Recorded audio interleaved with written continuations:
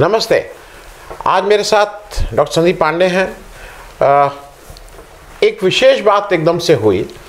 इस पूरे इलेक्शन के माहौल में हर एक पॉलिटिकल पार्टीज अपनी अपनी तरह से लगी हुई हैं। कोई सरकारी रैली बता के उसमें पॉलिटिक्स की बात कर रहा है, कोई कुछ कर रहा है। हर एक आदमी अपने जितना हो सकता है वो कर रहा है। उसमें एक जो देश की संस्था है इलेक्शन कमीशन ऑफ इंडिया, जिसका दायित्व है ये चुनाव कराना, वो अभी उत्तर प्रदेश आई। उसने सारे लोगों से मुलाकात की, सारे लोगों से मतलब पॉलिटिकल पार्टीज से, रजिस्टर्ड अनरजिस्टर्ड। और अब वो कुछ स्टेटमेंट दे रहे हैं कि पॉलिटिकल पार्टीज इलेक्शन कराना चाहती हैं, इसलिए हम इलेक्शन कराएंगे। डॉक्टर साहब, इस पे आपका क्या विचार है? क्योंकि अभी एक तरफ ओमाइक्रॉन या ओमिक्रॉन, वो भी एक बड़ा मुश्किल चीज़ है कि कुछ लोग कहते हैं ओमिक्रॉन बोलो, कुछ लोग कहते हैं ओमाइक्रॉन बोलो। इसका एक खतरा है। वो खतरा कितना फेटल है, कितना रियल है, कितना बड़ा है, ये एक अलग बात है। आपको क्या लगता है कि ऐसे माहौल में इलेक्शन कमीशन का ये कहना कि सारी पॉलिटिकल पार्टीज चाहती हैं इलेक्शन हो और हम इलेक्शन करा रहे हैं, कितना ठीक है? देखिए, ये बड़ी अजीब बात है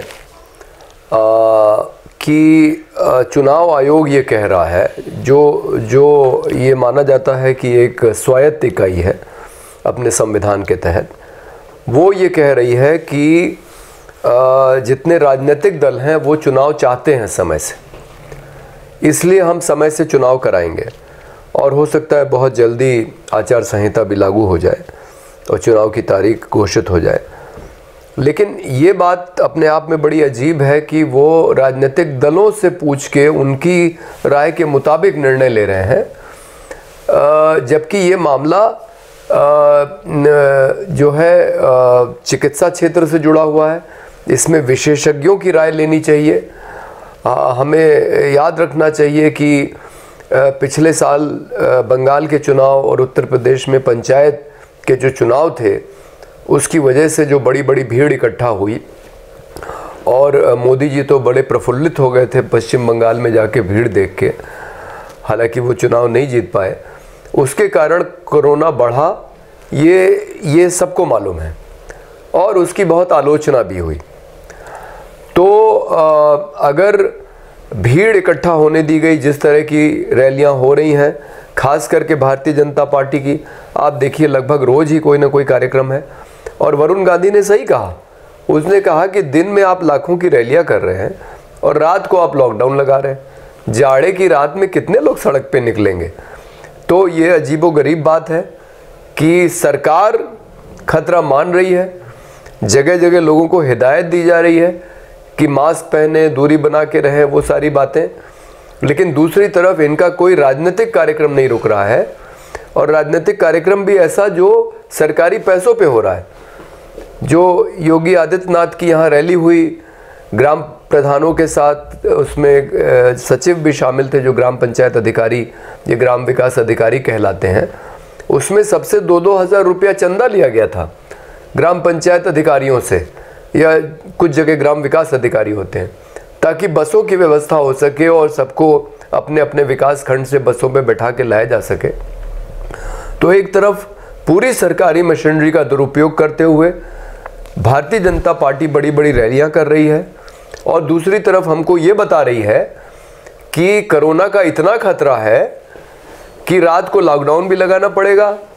और सबसे आश्चर्यजनक बात जो आज सामने आई है कि जनगणना को स्थगित किया जा रहा है 2 साल के लिए। अच्छा जी, 2021 में जनगणना हो जानी चाहिए थी, लेकिन ये बताया जा रहा है कि इसके खतरे को देखते हुए जनगणना स्थगित हो रही है। तो भाई, जनगणना जैसी महत्वपूर्ण चीज़ स्थगित हो सकती है। इस समय अन्य पिछड़ा वर्ग की एक बड़ी मांग है कि आप जातिगत जनगणना कराइए, ताकि पता तो लगे कि कौन वर्ग किसकी कितनी हिस्सेदारी है जनसंख्या में। तो जनसंख्या लोग जानना चाहते हैं, उसके आधार पे नीतियां बनती हैं, वो आप स्थगित कर रहे हैं। लेकिन आप चुनाव नहीं स्थगित कर रहे हैं, और आप ये कह रहे हैं कि सबको टीका लगवाना पड़ेगा। आप लगभग अनिवार्य कर रहे हैं। जैसे एक समय आधार कार्ड को ही अनिवार्य करना चाहते थे, वो तो सर्वोच्च न्यायालय ने हस्तक्षेप किया और कहा कि नहीं, आप इसको अनिवार्य नहीं कर सकते। फिर भी मैं आपको बता दूं, आज की तारीख में प्राथमिक विद्यालय में किसी बच्चे का एडमिशन इस बात पे रोक दिया जाता है कि उसके पास आधार कार्ड नहीं है। ये लखनऊ में हो रहा है जी। तो ये जबरदस्ती अपनी नीतियां लागू करते हैं। इसी तरह से ये कह रहे हैं सबको टीका लगवाना पड़ेगा, और आप टीका नहीं लगाएंगे तो आपको राशन नहीं मिलेगा। तो भाई जीने का अधिकार, क्योंकि अगर पेट में खाना नहीं होगा तो आदमी जिएगा कैसे? जीने का अधिकार हमारा मौलिक अधिकार है जी। उसको आप इस बात से नहीं रोक सकते कि आपने टीका नहीं लगवाया है। तो आप टीका अनिवार्य कर रहे हैं और ओमिक्रॉन के नाम पे ऐसा हवा खड़ा कर रहे हैं कि अगर ज़रूरत पड़े तो उसका इस्तेमाल करके चुनाव टाल भी देंगे अगर इनको लगेगा कि ये नहीं जीत सकते हैं, और अगर इनको लगेगा कि ये जीत सकते हैं तो चुनाव करवा भी देंगे। जी। तो मैं बीच में थोड़ा रोक रहा हूं। मेरे हिसाब से जैसे यहाँ पे 11 से 5 का कर्फ्यू है, तो यहाँ का जो ओमिक्रॉन का वायरस है वो 11 बजे इनकी बात मानना बंद कर देता है सरकार। फिर दिल्ली में 10 से 5 का है, तो दिल्ली में वो ज़्यादा डिसिप्लिन है, वो 10 बजे से बात मानना बंद कर देता है। तो ये भी अजीब अजीब हर एक जगह के तर्क हैं जी।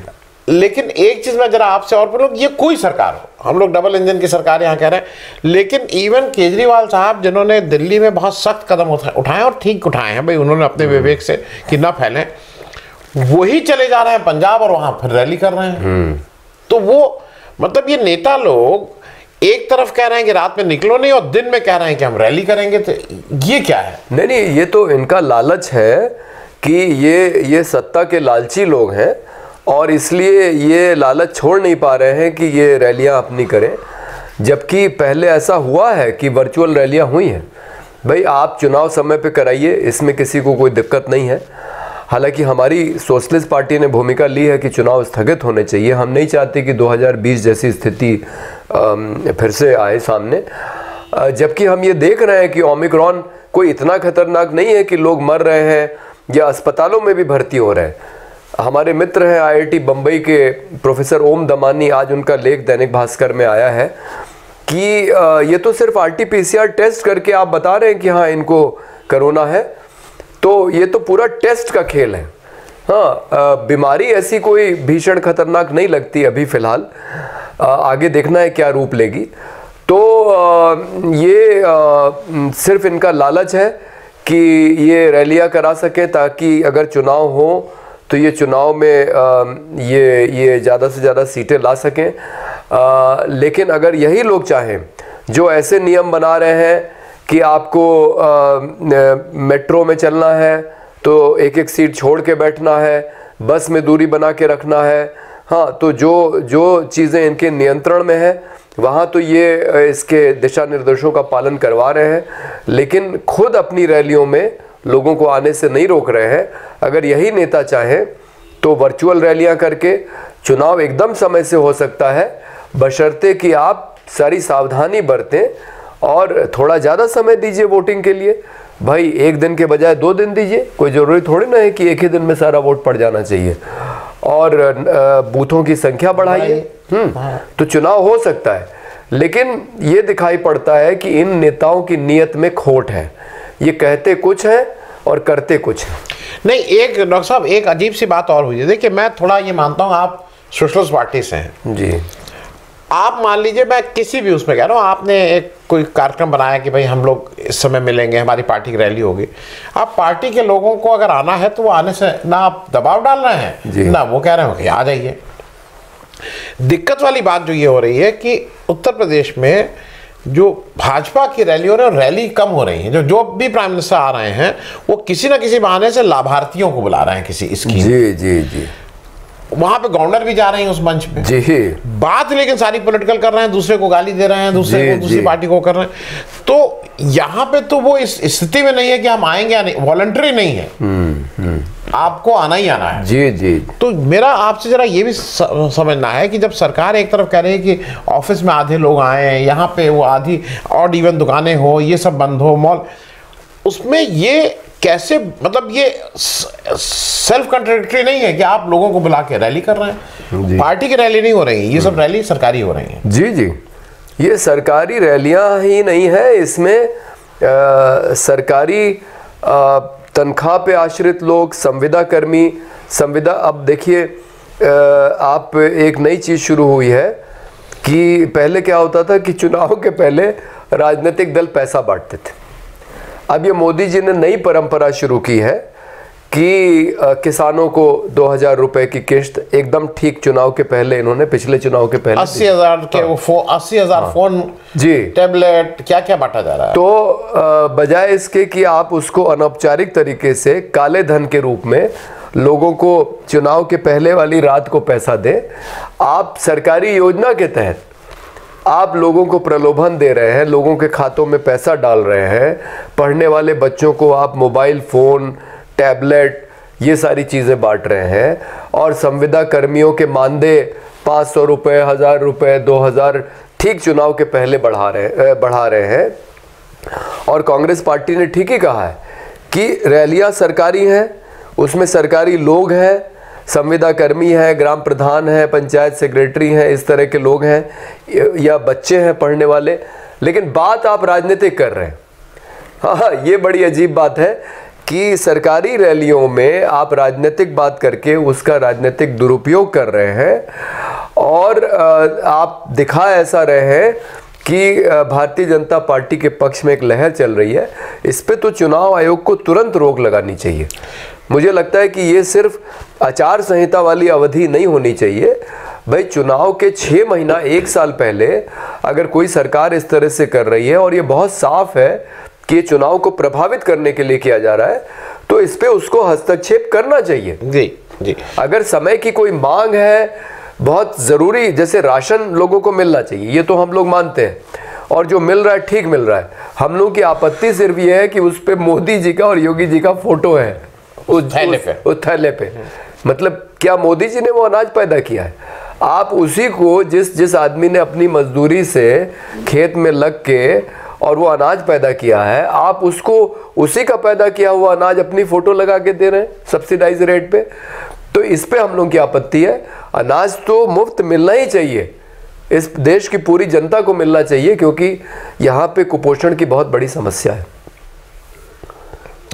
मैं एक चीज और ये था कि जब आपने फोटो की बात कही, ये मजाक में था, ये कई जगह है कि कई लोग जब विदेश जा रहे हैं और वहाँ पे जब वो RT-PCR अपना सर्टिफिकेट देते हैं कि मैं वैक्सीन वाला, माफ कीजिएगा, RT-PCR नहीं, वैक्सीन वाला, तो एक आध जगह वो जो इमिग्रेशन अफसर है उसने कहा भाई आप अपनी photo, where is your photograph, तो उसने कहा नहीं ये फोटोग्राफ तो हमारे प्राइम मिनिस्टर की। तो उसने कुछ लोगों को बुलाया, उसने कहा कि भाई ये कौन सा है, इनकी फोटो की जगह प्राइम मिनिस्टर की फोटो लगी है। तो दुनिया के अकेले हम देश हैं जिन्होंने रिकॉर्ड बनाया है कि जहां हमारे वैक्सीन सर्टिफिकेट पे हमारे प्राइम मिनिस्टर साहब अपनी फोटो चिपका दी है। जी जी। इसका ये क्यों चिपकाए हैं? नहीं, ये बड़ी अजीब बात है कि इसका पूरा श्रेय वो ले रहे हैं। वही बात है कि काम वैज्ञानिकों ने किया, वैक्सीन उन्होंने बनाई, और आप उसको बेच भी रहे हैं 25%, विज्ञापन कर रहे हैं कि मुफ्त वैक्सीन लग रही है, और उसका सारा श्रेय ले रहे हैं। तो किसी ने ठीक ही कहा था कि जो कोरोना में मौतें हुई है उसके डेथ सर्टिफिकेट पे भी फिर आप अपनी फोटो लगाइए कि आप उसके लिए जिम्मेदार हैं जो मौतें हुई हैं। जी जी। तो ये बात एकदम गलत है जो आप कह रहे हैं कि ये एकदम ऐसा नहीं होना चाहिए। इसका श्रेय मोदी और योगी जिस तरह से ले रहे हैं सरकारी योजनाओं का, ये एकदम अनुचित है। ये सरकार का काम है, उसकी जिम्मेदारी है, इसी के लिए सरकार चुनी गई है। जी। एक चलते चलते एक छोटा सा प्रश्न और, इलेक्शन कमीशन अपना हाथ झाड़ ले रहा है, वो कह रहा है कि भाई जब इलेक्शन अनाउंस हो जाएगा तब हम लोग कुछ निर्णय ले सकते हैं, अभी हम कैसे निर्णय लें? जी। वो एक स्टैंड लेके बचने की कोशिश कर रहा है, ऐसा मुझे लग रहा है। जी बिल्कुल, आपकी बात सही है। हम लोगों ने देखा किस तरह से पुलवामा की घटना के बाद मोदी जी ने दक्षिण भारत में जाके कह दिया कि युवा जो है पुलवामा के नाम पे वोट दें, और चुनाव आयोग ने कुछ नहीं किया। इसी तरह से तमाम बार उसकी शिकायतें विपक्षी दल कर रहे हैं, लेकिन ये साफ दिखाई पड़ता है कि वर्तमान सरकार के दबाव में है चुनाव आयोग, और जो उसके हक में होता है सत्ता दल के, वो वही निर्णय लेते हैं। उनके खिलाफ कोई कार्रवाई वो नहीं करते हैं, या करते भी हैं तो मामूली सी कार्रवाई करते हैं। जी, मैं एक अंतिम प्रश्न, क्योंकि ओमिक्रॉन, एक नए चीफ सेक्रेटरी साहब आए हैं जी, जो उत्तर प्रदेश में 5 साल से तो नहीं थे, और ऐसा लगता है कि वो बुलाए गए हैं दो काम के लिए। दो चीज़ें वो हैं, एक है कोरोना संकट और एक है इलेक्शन। तो मेरी जानकारी में उन्होंने आते ही जो पहला काम किया वो जाके इलेक्शन कमीशन से मिलके, वो उनकी प्रायोरिटी नंबर 1 है। ओमिक्रॉन पे और उस पर अभी तक उन्होंने कोई अधिकृत रूप से तो उनका बयान नहीं आया है, लेकिन ये जो नए चीफ सेक्रेटरी साहब आए हैं जिनका कार्यकाल 31 दिसंबर को ख़त्म हो गया था, एक्सटेंशन पे बुलाए गए हैं, तो क्या कोई स्पेशल काम के लिए? और दूसरा, यहाँ के जो इतने IAS अधिकारी हैं, क्या उसमें से एक भी चीफ सेक्रेटरी बनने लायक नहीं है? जी, अब ये किस वजह से बुलाए गए हैं ये तो सरकार ही जानती है, लेकिन ये सबको मालूम है। नहीं, एक्सटेंशन दिया गया, इनको एक्सटेंड कराया गया जी, कि ये सरकार के बहुत नज़दीक है।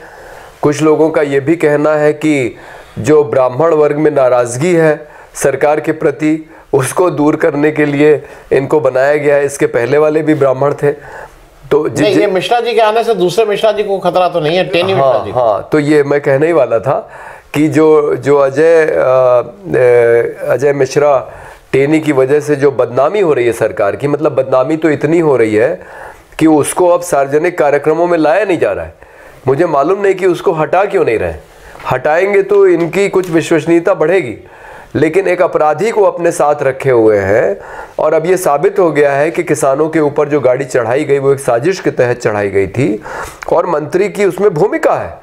उसने बाकायदा धमकी दी है किसानों को कि सुधर जाओ, नहीं तो सुधार देंगे तुम्हें। तो इस तरह के आदमी को आप मंत्री बनाए हुए हैं, और किसानों का दबाव है कि आप उसको सामने नहीं ला रहे हैं। अभी BSF के एक कार्यक्रम में उनको नहीं जाने दिया गया, क्योंकि जो एक किसान मारा गया है उसका बेटा पोस्टपोन हुआ, वो BSF में था और ये उसके मुख्य अतिथि जी। तो और वहाँ पे चीनी मिल का ये जा रहे थे शुरुआत करने के लिए, वहाँ पे ये नहीं गए, लखीमपुर खीरी में अपने ज़िले में। तो आप ऐसे दागदार आदमी को साथ में क्यों लिए हुए हैं? तो हमें लगता है कि उस थोड़ी सी जो इनकी छवि धूमिल हुई है, तो उसको ठीक करने के लिए अब ये ठीक ठाक एक ब्राह्मण चेहरा लेके आए हैं मुख्य सचिव के लिए, और इनके नज़दीक तो ही हैं, तो इनकी पूरी मदद करेंगे इनको चुनाव जिताने में। चलिए, बहुत बहुत धन्यवाद डॉक्टर साहब ज्वाइन करने के लिए, बहुत बहुत धन्यवाद। Thank you so much. नमस्कार।